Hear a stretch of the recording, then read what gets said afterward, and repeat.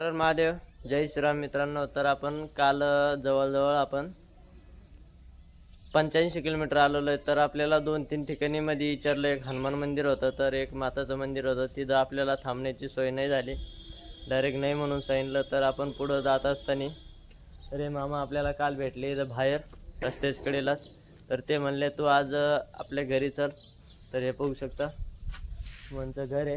तर आपल्याला इथं बाज टाकून आपली रामपेरी इथं लावलेली आहे. तर आता सकाळी चहा पाणी नाश्ता करून आता पुढे निघ.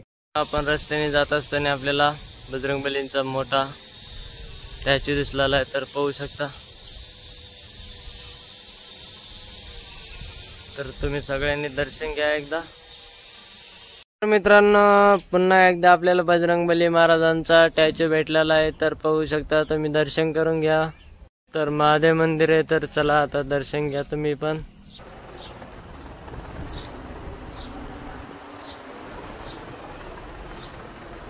तर नवदुर्गा माता मंदिर आहे. तर चला आता तुम्हाला दाखवतो. तर मित्रांनो, छोटे छोटे 9 मंदिर आहेत, तुम्ही पाहू शकता.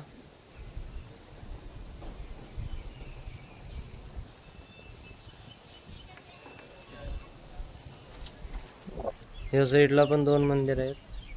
तर इथं पण माताचं मंदिर आहे. तर चला आता आतमध्ये जाऊन दाखवतो तुम्हाला, तुम्ही पण दर्शन घ्या. तर मित्रांनो, 4 बाजूनी 4 मंदिर आहे. तर दाखवतो तुम्हाला आता.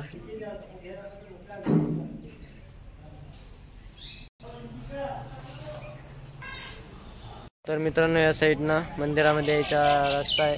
तर बघू शकता, निलकंठेश्वर महादेव मंदिर आहे. तर इकडं माता महाराणीचं मंदिर आहे. या साईडला पण माता मंदिर आहे. तर एकदा भोलेबाबांचं दर्शन घ्या तुम्ही. माता राणींचं पण दर्शन घ्या. तर पुन्हा एकदा दर्शन घ्या. तर बजरंगबली महाराजांचं पण दर्शन घ्या एकदा. मंदिर व मंदिराचा परिसर बघा, एकदम आभाळ आलेला आहे आज. तर मित्रांनो, आपला 117वा मुक्काम आता आपला म्हैसाणामध्ये निळकंठ महादेव मंदिर या ठिकाणी आहे. तर आपण आज इथंच थांबणार. या मंदिरामध्ये मुक्कामाची सोय झालेली आहे आपली. तर आता उद्या आपण निघणार आहे पुढं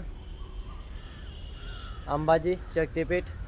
तर अंबाजी शक्तिपीठ इथून 120 किलोमीटर राहिलेलं आहे. तर लवकरच जाऊ आपण. तर मित्रांनो, बघू शकता आभाळ आलेलं आहे. ही आपली रामपेरी इथं लावली. तर हे मस्तपैकी इथं शेड आहे मंदिराचं.